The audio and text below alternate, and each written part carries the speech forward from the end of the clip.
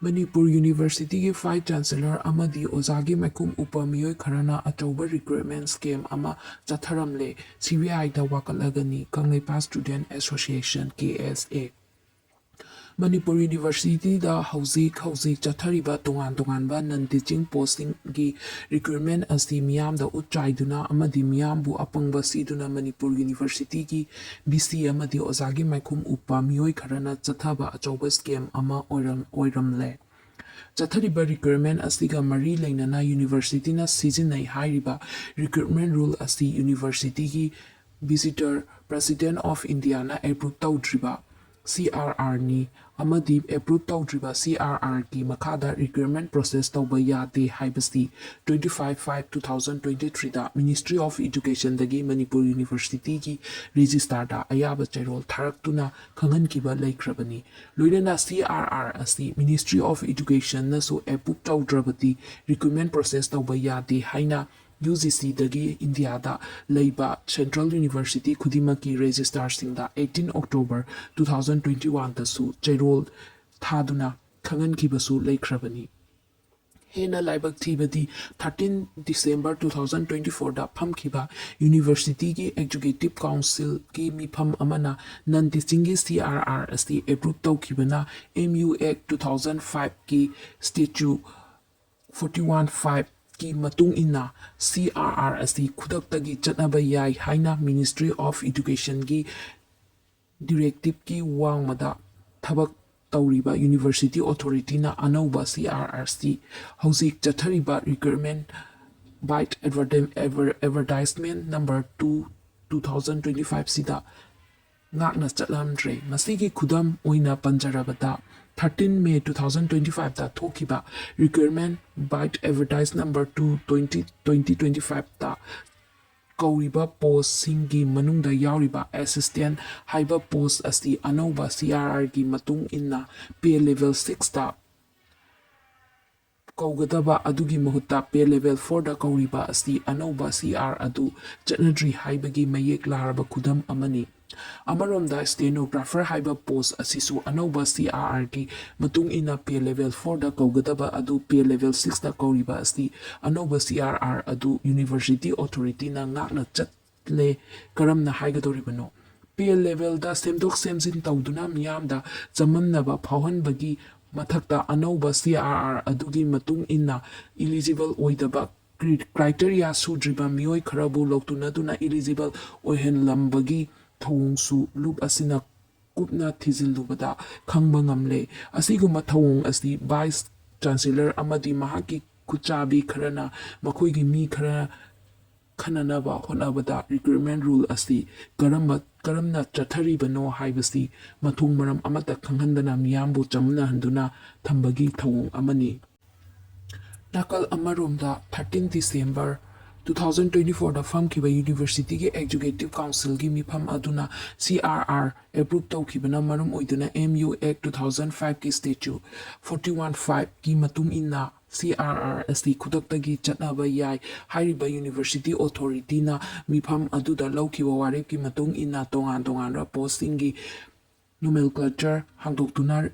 rationalize tawkraba posting amadi anauba pay level aduda advertisement thokpagi mahutta ayamba posting gi hanadagi leirakpa nomenclature da karigumba ahongba amata leitana requirement advertisement thoktuna requirement process atharakpa haibasi Executive Council na 6 October 2022 da laukiba warep haibadi UGC dagi 2022 da tharakpa CRR adu mathangi requirement dagi chatnaba hauba haina laukiba EC gi warep adu Thugaibani Laibak Thibadi Chathariba Recruitment Based Advertisement number 2 2025 asida 30 December 2024 gi EC mifamna approve tawki hairiba CRR adu ngakna chattabagi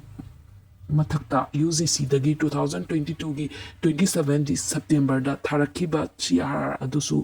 chatnadabana maram oiduna hauzik chathariba recruitment process asigi Mari lainaba CRR asi karambano haibasi miyamna chamamnaba laibana hiram asida MU Authority na miyamda sengdokfam thoi khwaidagi hena laibak thibadi visitor na CRR approval pidringaida recruitment process tauba yade haiba leina vested interest खरगिदमक नमफुदा recruitment process अथरकपा असिना recruitment process asida saruk yariba aspiring candidate kayabu victim ohengadori recruitment process loisinkraba matungda recruitment rule adu post facto approval visitor na pirakpani haibagi thazaba leite recruitment asigi result out tawkraba matungda karigumba visitor na CRR adu reject tawraklabadi recruitment process asi kaktat kadoribra haibagi achauba wahang ama oibaga loinana recruitment process da post facto approval piba haibasi chatnadaba thong amani amaronda MU Act 2005 ki statute 41(6) ki matung inna EC da warep laukiba numittagi paraga hapta anigi matungda CRR adu visitor da approval gi damak thagadaba adu piriba matam asigi nungda thakidabana statute 41(6) asi violate tauki amadi masina maram oiduna visitor na